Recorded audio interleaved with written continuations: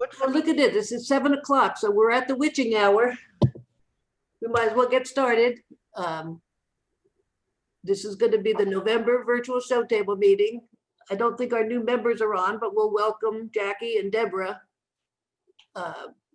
As I said earlier, we had so many pictures sent in that we could not include them all in this virtual show table presentation, but Terry's got them all uploaded to the Flickr page, and there's a link on in the newsletter and on the website to see all the photos. But we had great pictures this month, and that's a shame we had to do it, but we didn't want Courtney to be hoarse at the end of this presentation. So without further ado, we'll turn it over to the good doctor. Well, let's get started. I mean, this is a beautiful, beautiful Vanda. I mean, I can see the Vanda Sandarana in there. You can see other patterns, but this is one of those orchids that I suspect you really can't appreciate unless it's in person. We've talked about this before. There are some advantages to doing the virtual thing, but there are also some disadvantages because you really can't get a sense. On the other hand, we always say that in the meetings too, because it's at night and the light isn't the same. Mm-hmm. So that is one of the things that I think those of us that have grown this type of orchid before, we can see it because we intellectually know what's there. But if you haven't, you can't quite appreciate the beauty of it. That's Vanda Memoria Gary Hennington. It's gorgeous. Next. We lost our maestro. Next. Okay. Oh, there we go. There we go. I'm gonna click. Speaking of Vanda Sandarana, there's a beautiful example of one. As many of those as I've seen over the years, that is still one of the most striking species there is out there. They're a little bit difficult to grow. If you've tried to grow them and haven't been able to get them to bloom, they just have to have very high light in the summertime particularly, and warm conditions. They'll take a little cold, but they have to have that intense sunlight to flower like that. On the other side is Vanda, I guess that's Fathia. And that's a Deninsoniana cross. Deninsoniana is an interesting little species that is really pretty. And I hadn't seen a lot of hybrids with it, but I suspected it would produce yellows and oranges, and that's a beautiful example of it. Nice spotting on those flowers too. Mm-hmm. Next. Trichoglottis, Laticephala. I've got one of these Trichoglottis in bloom in my greenhouse right now, and they're always fascinating because they're in the Vandaceous group, and there are a whole lot of them that grow differently, but the flowers all look so much the same that it's really difficult getting a good ID on one. But they're, again, Vandas, they grow real easily. Some of them are very small. The flowers are small, and they'll hybridize too with a lot of the Vandaceous alliance, which makes some interesting offspring. Next. Here we have two Cattleya labiata. The first semi-alba one is called Cooksonia. And one of the things that's interesting about just the name Cooksonia, there was a time when they first started bringing in all these Cattleyas to Europe. And they started seeing these different forms that they gave them special names, and that's where the Cooksonia comes from. I'm guessing he was the first one to bloom one of these.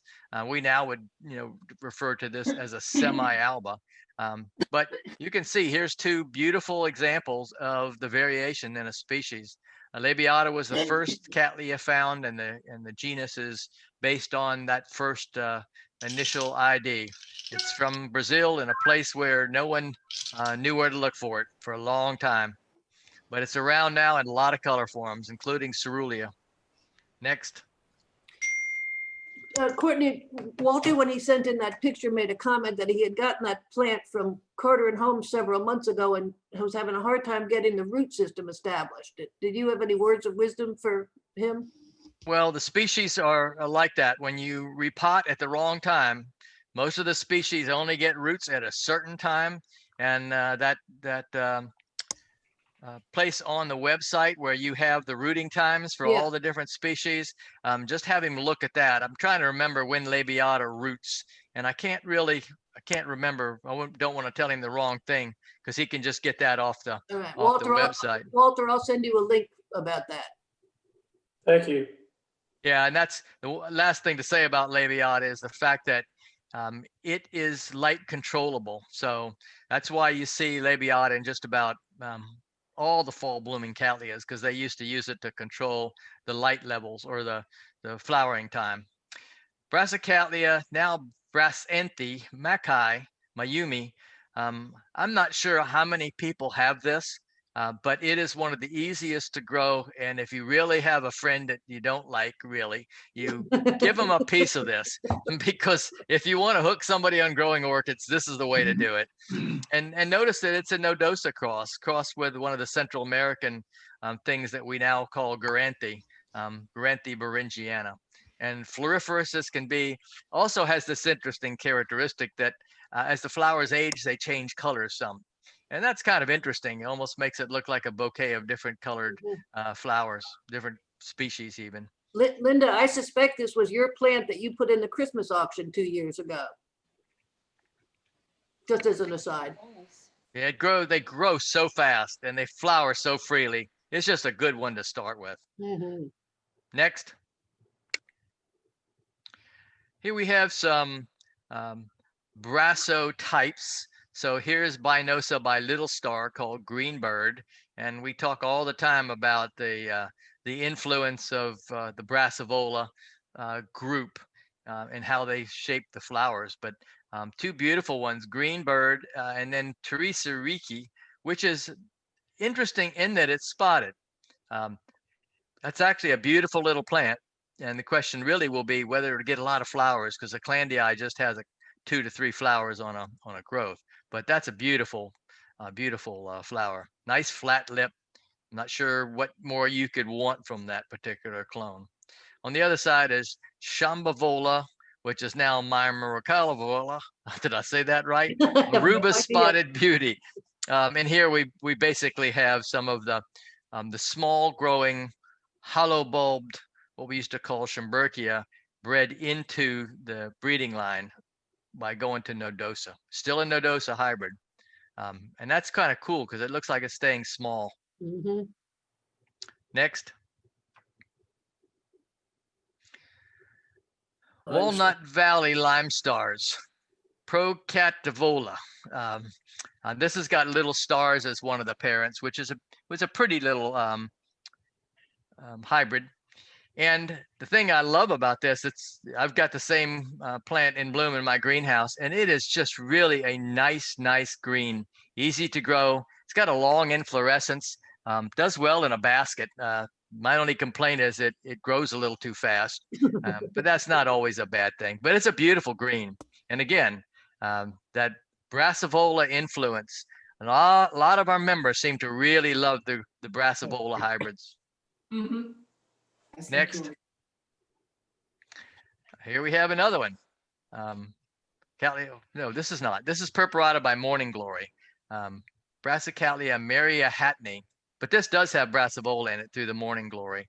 That's a good color contrast, though. Look at that lip contrasting with the white flowers.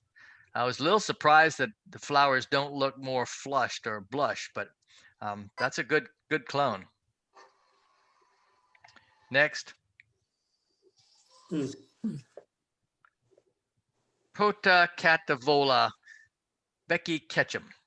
This one was really interesting to me because this has got Binosa, which is a famous primary hybrid, crossed on to what we used to call Encyclia mariae, and now it's put into a totally different group.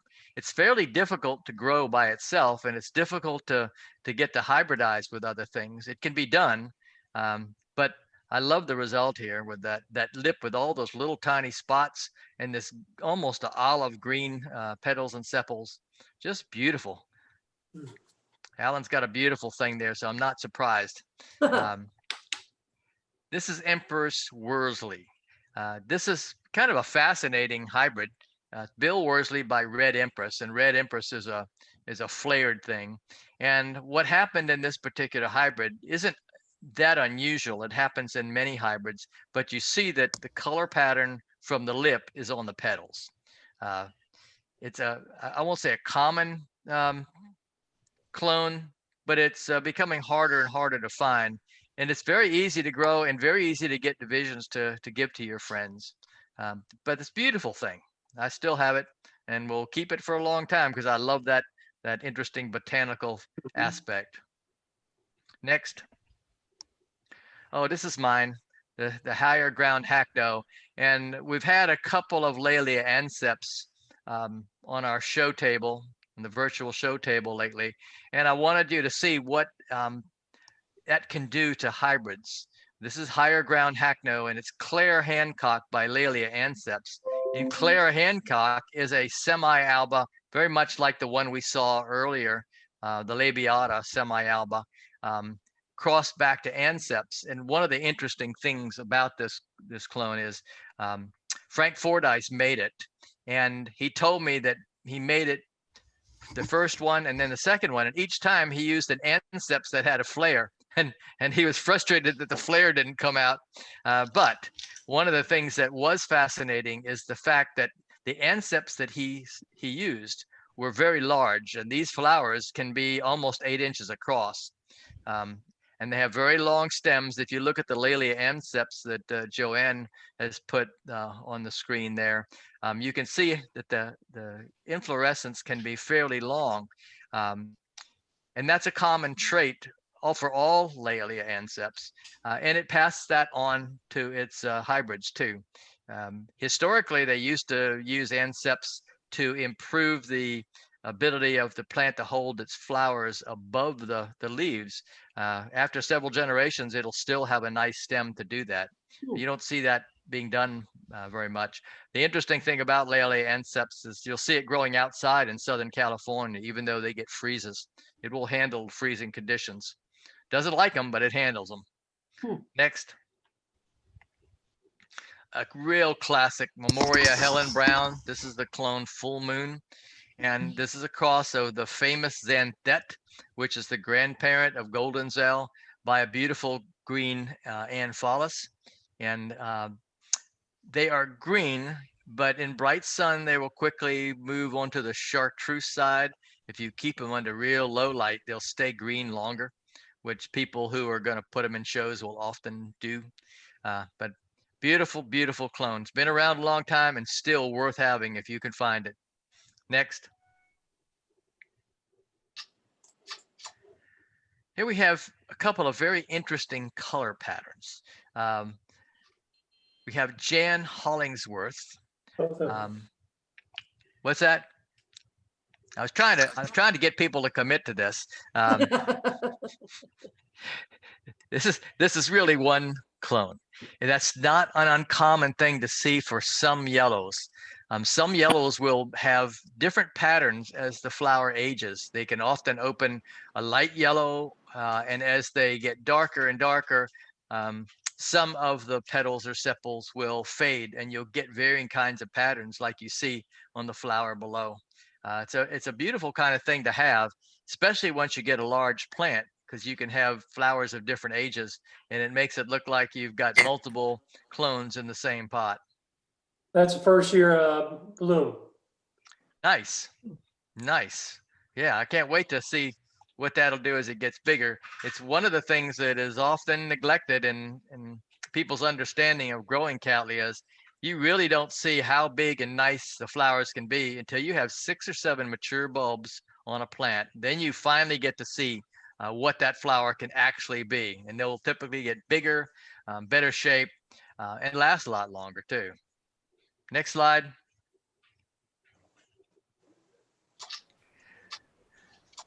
This is Fantasy Love, Fordyce Fantasy by Love Sound.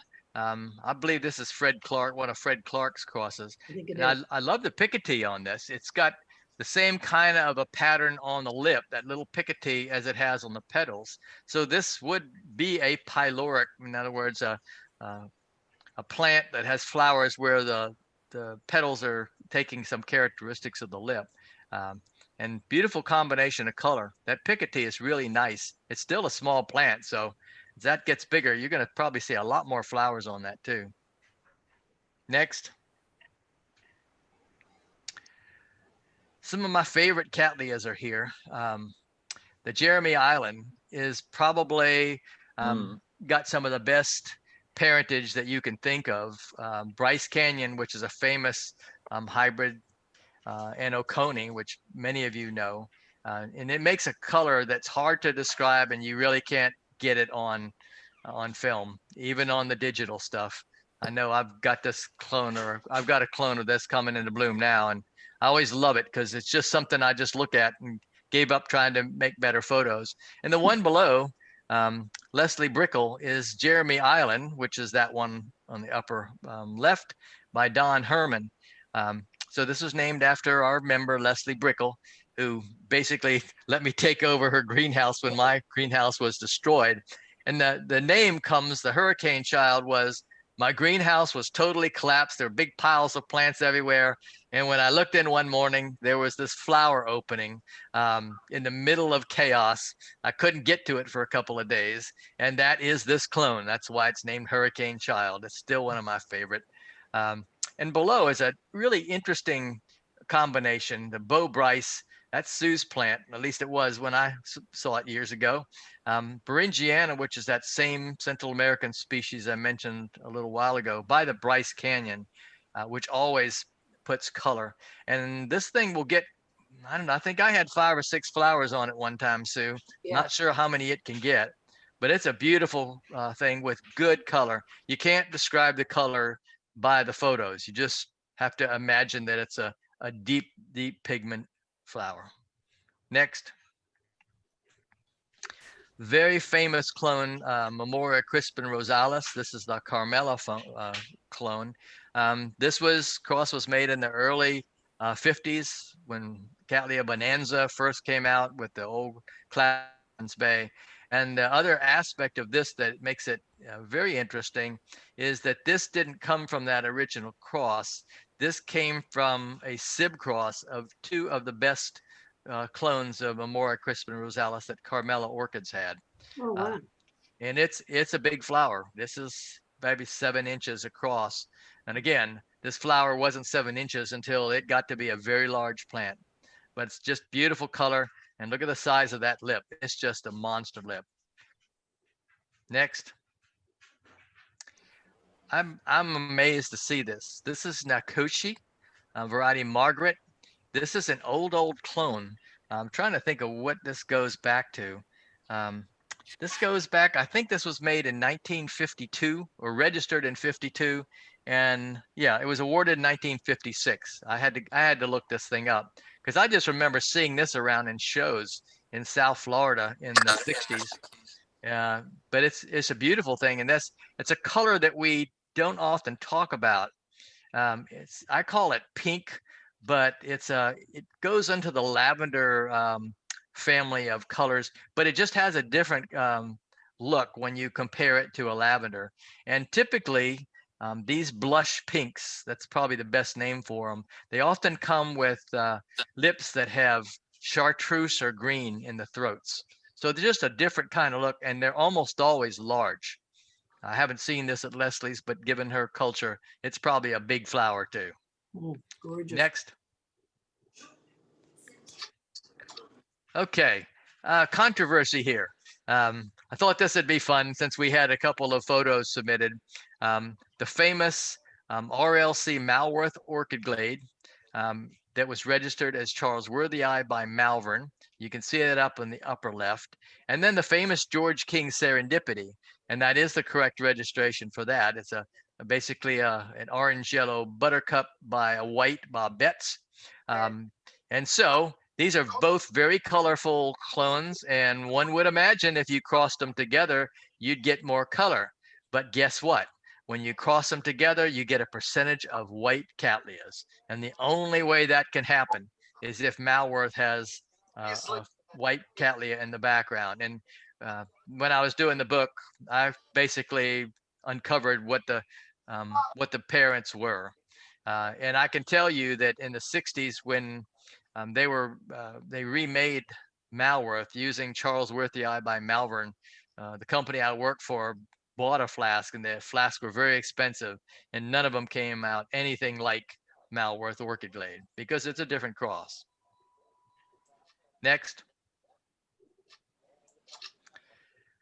Miniatures. I'm a little surprised we're not seeing more miniatures because I know our club members buy them when people come through selling a lot of miniatures, and miniatures are always popular because they don't take up much space. They rebloom a lot.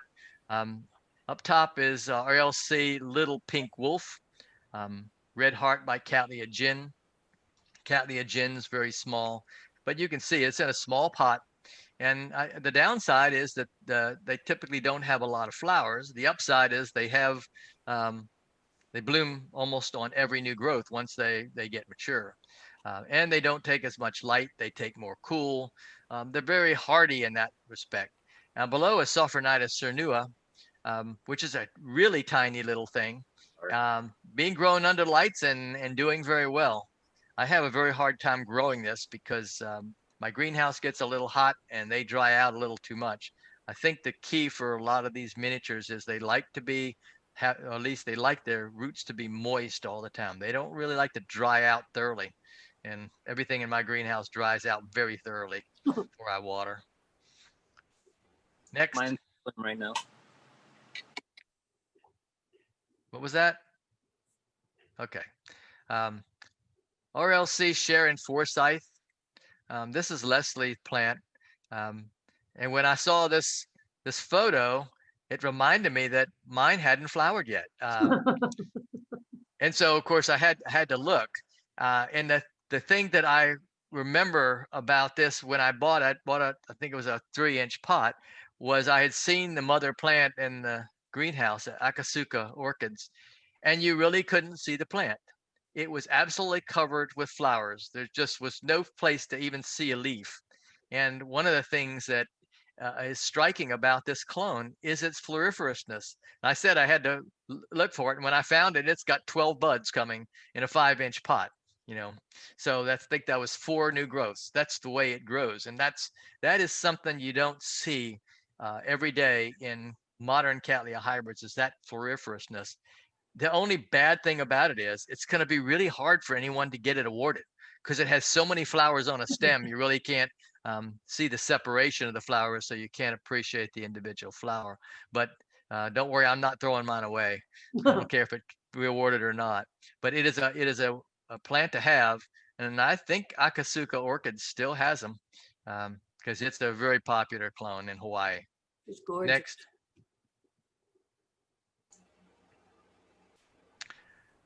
Here's a Harriet Brickle. This is I guess the story is when Ben Oliveros came a few years ago, he donated a number of unflowered seedlings and the naming rights. And we auctioned off the naming rights to this. And Chip won the rights, and he named it after his mother, Harriet Brickle. And the thing I was thrilled to see was when Leslie showed me this, I had seen one of the ones that had been awarded, and it was a really brilliant, incredible red. And I was hoping that they would get some of that color form in the group that Ben donated. And when I saw this, I said, okay, they got it.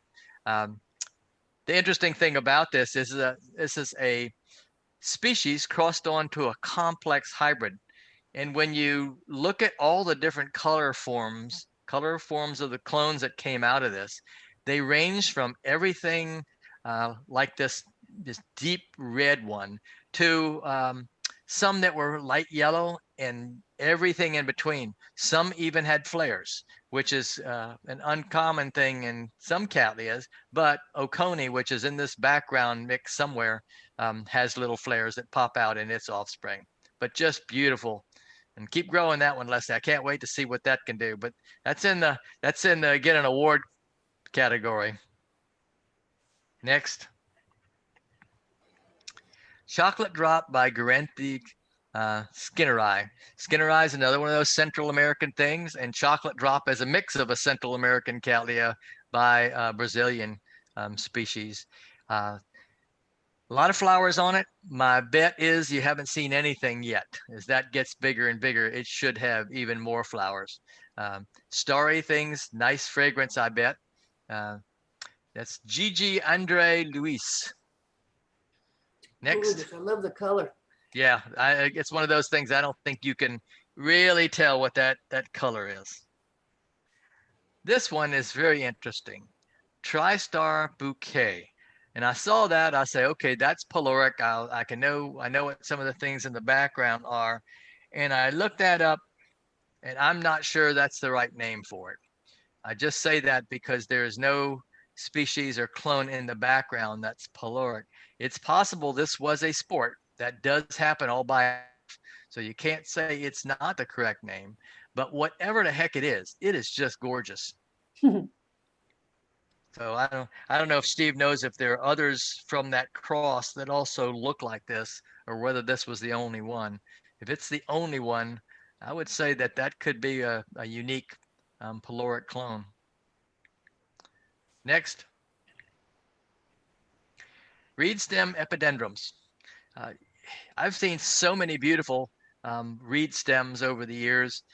I've seen a number of hybridizers interested in trying to make different colors, trying to miniaturize the plant, and they've succeeded in many, many ways. We don't see as many here as you might expect. An awful lot of them like to be a little cooler than our growing conditions here in Florida. But in California, you see some magnificent ones growing. And of course, the wild forms down in Central and South America just grow everywhere. They're sort of like the weeds, but that's really beautiful. I don't know if Brandon's got a name for it, but it's a very nice clone. I'm guessing it's a Mericlone. I would guess. Yeah. Okay, next. Catasetum time. Memoria I.H. Shirley. This is being grown very well, Janice. This is one of the competition grow plants I hear. It is. And I think we're going to see these get bigger and bigger. I'm just really impressed how well everyone has done growing these things. I won't say I can't keep these alive. I don't give the attention to keep them alive is a better way to say it, because they do need that dry period, and I'm just too crazy when I water. Okay, next. Two more. And this is really interesting because they're both Catasetum orchid glade. And we've had a number of speakers. I think Fred Clark has spoken about orchid glade and some of the different ways using different clones of the species that you can get different colors. But here we see one that's almost solid red. If you look carefully at the lip, you'll see there's a lot of spots there. They just coalesce. The one on the left is more open and less dense spotting. Both beautiful in their own right. And then below is raspberries and cream by Pileatum. So a species crossed to a complex hybrid. And again, beautiful spotting, nice flowers. I'm just so impressed at how our members have just grown these like crazy. Thank you, Sue. You're the one that's, I think, trained everybody. A Fred Clark Aura, turning point. And Sue, when I saw this, I thought, is this a female flower? But it's not. This is a solid green and beautiful thing. And it's a cross of Lime Tiger by Catasetum expansum. Do you know anything more about this particular hybrid, Sue? Yeah, this is the expansum is half of what orchid glade is. And the Lime Tiger just makes it a solid green, and it's vigorous. And Bob said that there were 3 more spikes forming in addition to the ones that you see, and it is green. Yeah, there's no doubt that's green. I mean, that's one thing. Green does show up well in photos when it's that dense. Mm-hmm. But that's beautiful. Bob and Yvonne, you've done a great job on that thing. That's just a beautiful orchid. Okay, next. Dendrobium antenatum. I love this particular species. I used to have a big plant, and it's one of those species that you have to have a lot of space if you're going to make a really big plant out of it. But the beautiful flowers just have that antelope look to it. Just looks like you're looking at the head of an antelope.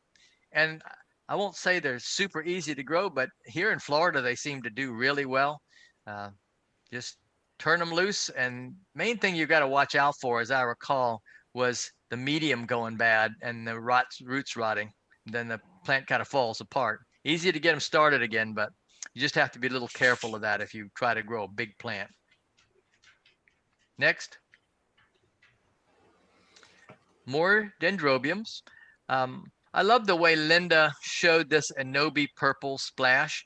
But against the white background, you really can see the picotee on the petals and sepals, the way it goes all the way around the flower.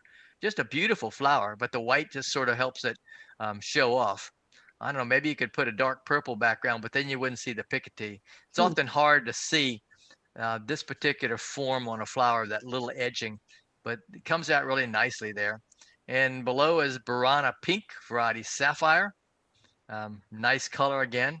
And then Dendrobium Fuchs Blue Twist on the very bottom. And then on the upper top just says Antelope Dendrobium, and I'm guessing that's one that's developed amnesia. But you can see the basic shape of the flowers as a giveaway.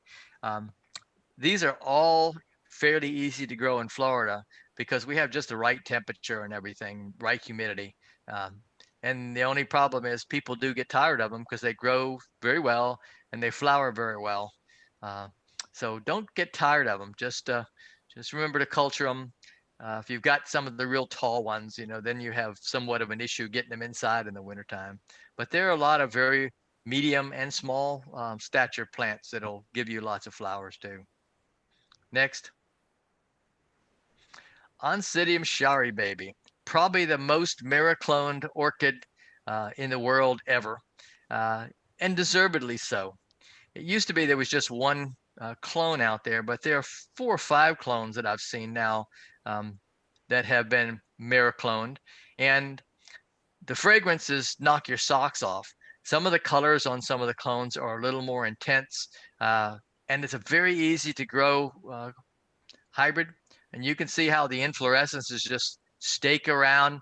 There are even a couple of clones that have, I should call it a genetic mistake, where the inflorescences aren't as long, so they're a little more easy to control. If you like that kind of thing, they are available. But the fragrance is just unbelievable on this. Mm-hmm. Chocolate. I'm not sure how many members have it, but it's probably, of all the orchids, it's probably right next to Maikai as the plant that more people have in every club. Now, here we have Miltonidium, Rosy Sunset, Pupukai Sunset by Sotanum. That's really a pretty thing. Pupukai Sunset is a beautiful clone all on its own. And I really like the combination because it really expanded the number of flowers on this hybrid with the same kind of color pattern that the Pupukai Sunset has. That's beautiful. And then on the other side is Volcano Hula. Again, a very different look. They're both called oncidiums now. And you remember, those of you that are older club members, I don't mean really old, I mean been in the club a while.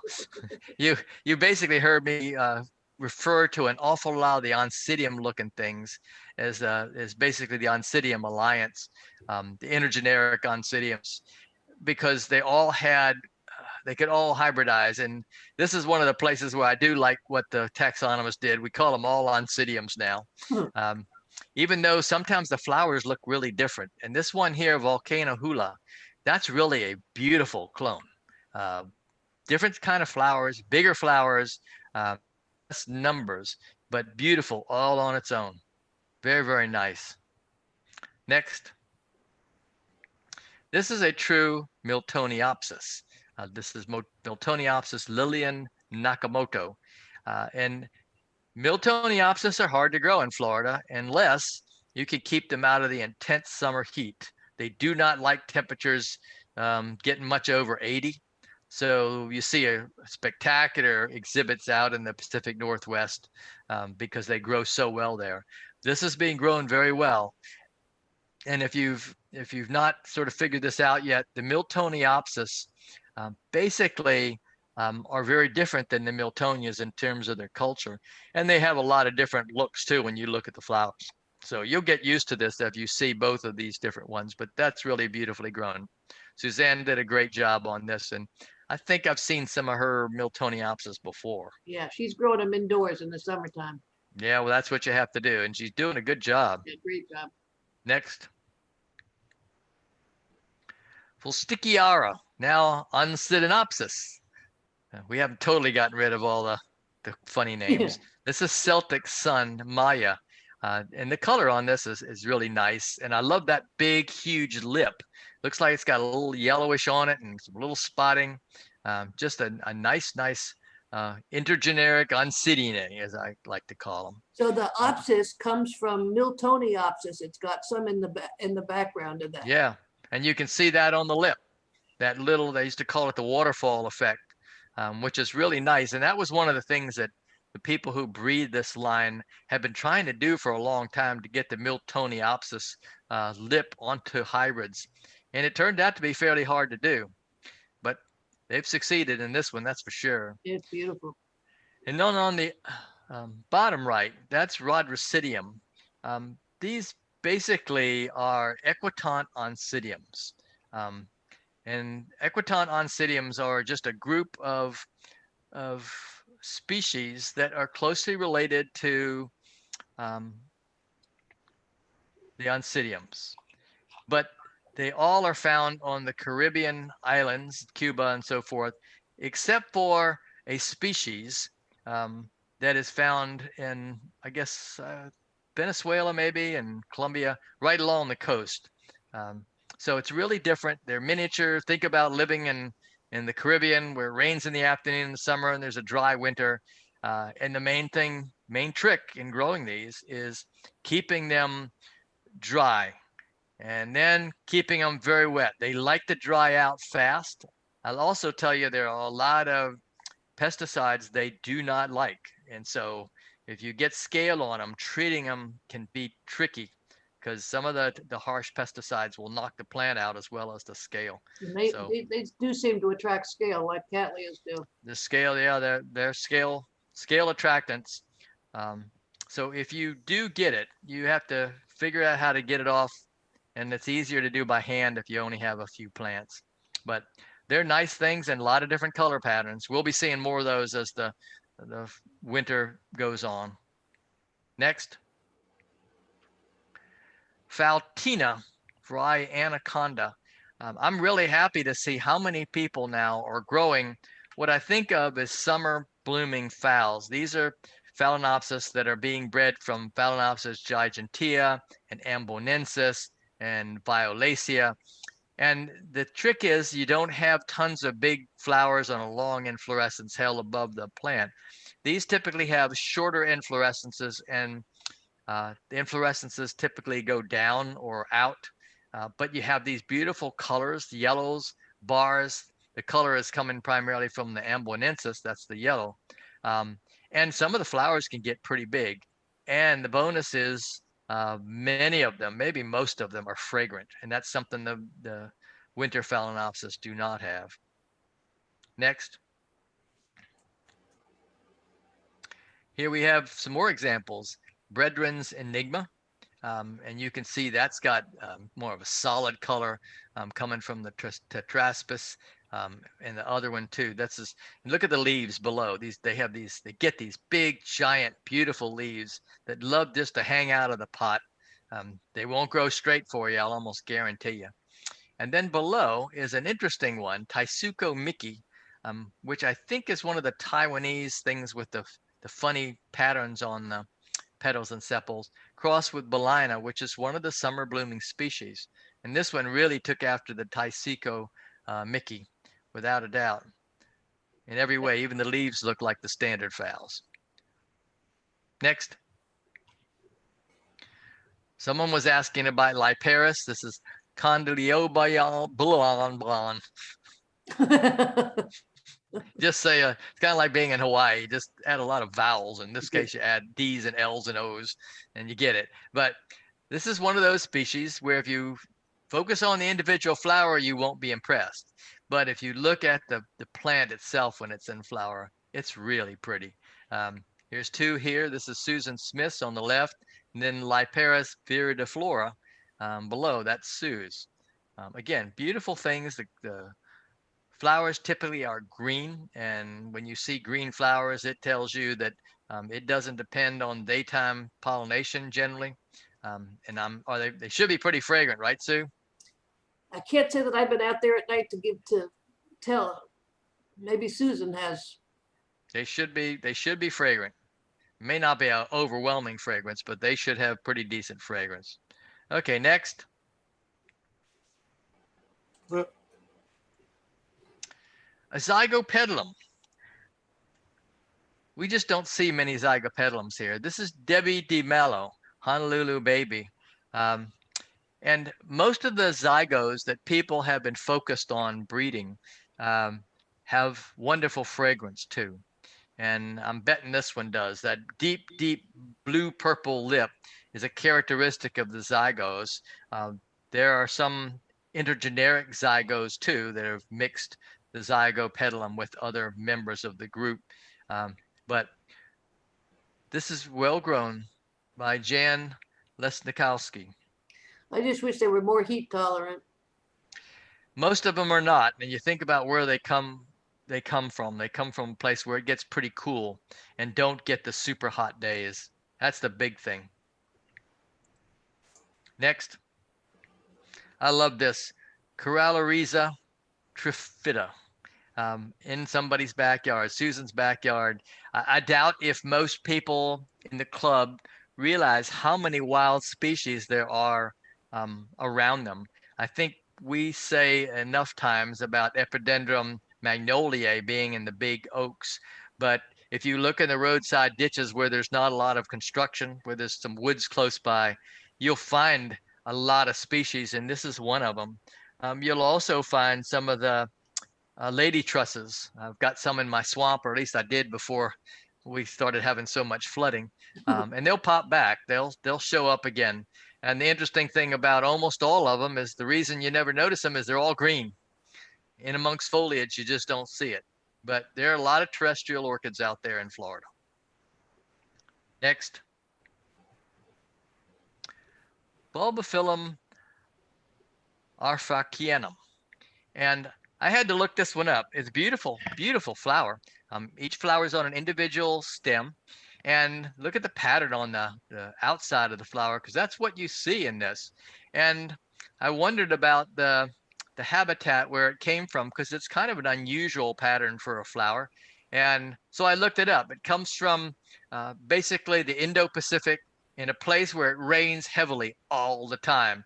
And so you can imagine if that flower didn't cover up some of the nectary to keep the rain out, there wouldn't be anything there for the pollinator. And so it protects the nectary by this dorsal just overhanging and covering up the flower, which is kind of a cool thing. What was that, Sue? I said it's got its own raincoat. It does. It does. And that's a characteristic of a lot of the species that grow in places where it rains a lot.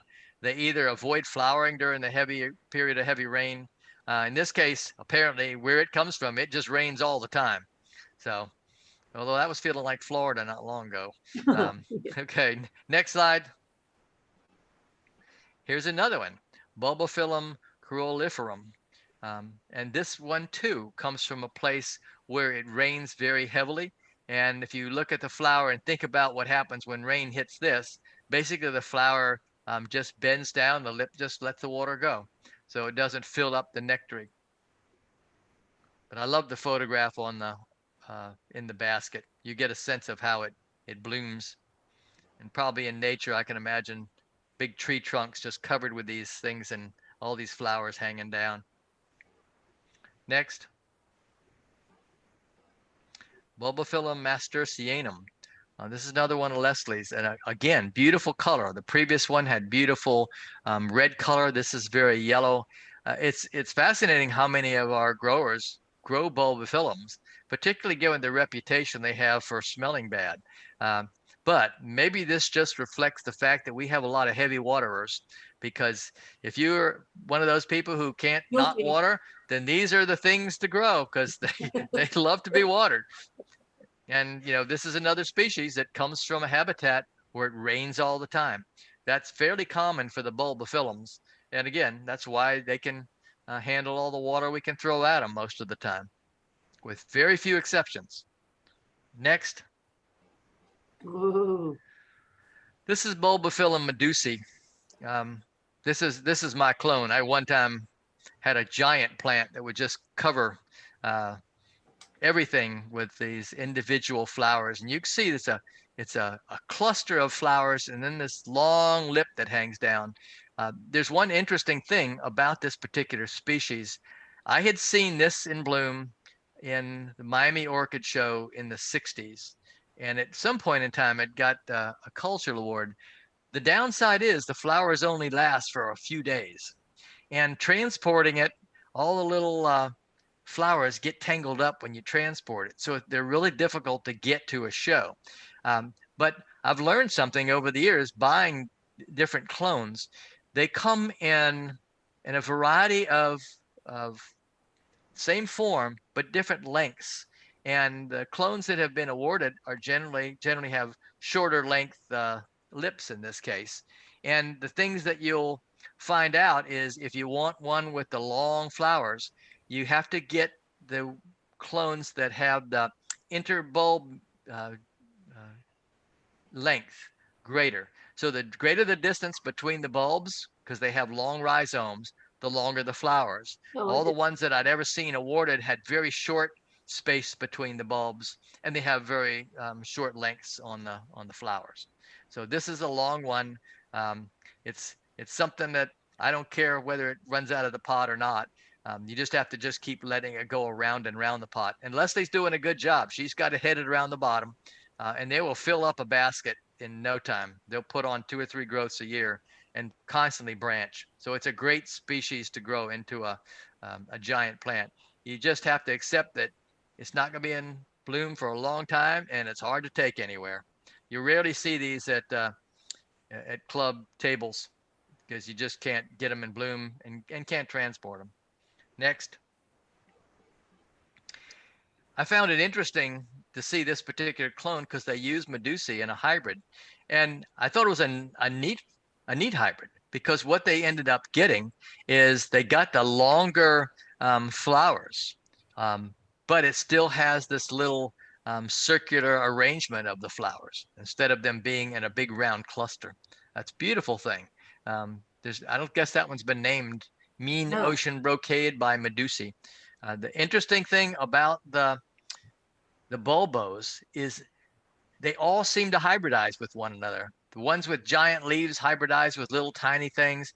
And that's kind of fascinating in itself because they represent a huge group. I think that's the largest group of orchids that there is, the largest genus. Beautiful done. Beautiful. That's yours, right, Sue? Yeah. Yeah, yeah. Another bulbophyllum, Sanguineo punctatum. Wow, I got that out. Well, you get to see how bulbophyllums grow. And many bulbophyllums will continue to bloom. You may get one big flush, but then you'll continue to get inflorescences that'll last a long time. So even if they're not super long-lived, the plant itself gives you a lot of flowers. But that's really pretty. And there's so many species out there. Probably of all the genera that are being discovered now, there are probably more bulbophyllum species being described than any other group of orchids, because there's so many of them come from New Guinea and that part of the world where there's still a lot of places that haven't been explored, at least by botanists. Next. Elizabeth Ann Buckleberry. I don't know what more I can say about that. Elizabeth Ann, I looked up the awards, and there's so many awards. There were at least 14 cultural awards to Elizabeth Ann variety Buckleberry. And you can see why. Beautiful flowers. The color on these flowers is nice. And they grow into a specimen plant super fast. You could start out with 2 or 3 bulbs, and 5 years later, you've got a specimen plant. Again, lots of water and fairly low light. None of the bulbos like bright light. Most of them grow under lower light conditions, phalaenopsis or lower. But grown very well, Steve. Yeah, Wow. that was gorgeous. Yeah, it probably was difficult to photograph the whole plant and get all the flowers in there. Next. Oh, we're done. We're We got done, Sue. I I can't can still believe that. I can still talk. You're not hoarse yet, right? Well, I went pretty fast through some of them, and I always hate doing that. But the beauty is we got to kind of look up everything ahead of time and sort of know where we were going. Yeah, So thanks everyone for sending in photos. Keep them coming. you did a great job, Courtney, as you always do. Well, thank you. It was fun. Just just a quick announcement for those that are interested in the auction and Christmas party. It's going to be on December 1st. If we've got 30 people that have RSVP'd, so if you are interested in going, let us know quick so we can make sure that we have food for you. And we're going to have a working plants and calendars and a live auction after the meal. But for many people that aren't comfortable with going to the live meeting, we're going to have an online silent auction that'll open up next week sometime and run for a week. So you'll have an opportunity to bid on plants just in time for Christmas. So to everybody, have a happy Thanksgiving, and we'll see you soon, we hope. Take care, everybody. Be safe. Bye. Thanks, Bye. Courtney. Bye. Bye-bye. everyone.